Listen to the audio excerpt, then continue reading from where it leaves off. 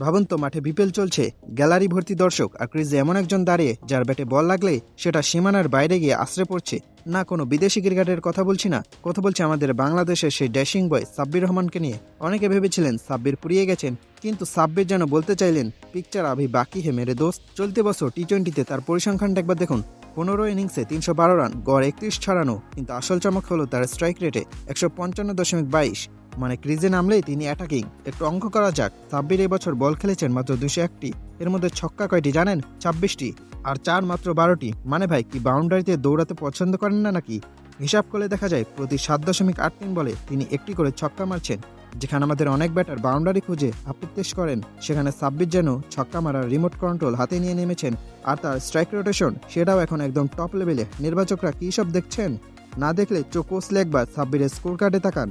সবশেষ ম্যাচটার কথাই ধরুন, ঢাকার অবস্থা তখন কেরোসিন, 5 উইকেট নাই, জিততে হলে 25 বলে চাই 35 রান। ইকুয়েশনটাও খুব কঠিন না হলেও নাপ ধরে রাখাটাই ছিল আসল পরীক্ষা। সবাই তাকিয়েছিল কি হবে ত্রাণকর্তা। সাব্বির নামলেন এবং জয় করেই ফিরলেন। মাত্র 10 বলে করলেন 21 রান, 4 একটা, ছক্কা 2টা। কাকে কাকে মারলেন? সন্দীপ লামিছানে, তানজিম সাকিব, আর শেষে উইনিং ছক্কাটা বিনুরা ফার্নান্দোকে। ভাবুন একবার, তিনজনই কিন্তু বর্তমান আন্তর্জাতিক ক্রিকেটের নিয়মিত মুখ। তাদের বিপক্ষে এমন দাপুট ব্যাটিং প্রমাণ করে সাব্বিরের ব্যাটে এখনও অনেক ধার বাকি আছে। ক্রিজের ওপাশে কে ছিলেন জানেন? বাংলাদেশের বর্তমান সময়ের অন্যতম সেরা ফিনিশার শামীম পাটোয়ারি।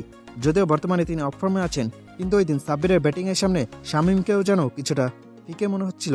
সাব্বির বুঝিয়ে দিলেন অভিজ্ঞতা যখন জ্বলে ওঠে তখন তরুণদেরও একটু সাইড দিয়ে জায়গা সাব্বির বুঝিয়ে দিলেন অভিজ্ঞতা যখন জ্বলে ওঠে তখন তরুণদেরও একটু সাইড দিয়ে জায়গা করে দিতে হয়। তবে হ্যাঁ, সাব্বিরের জন্য একটাই কথা, ধারাবাহিকতা।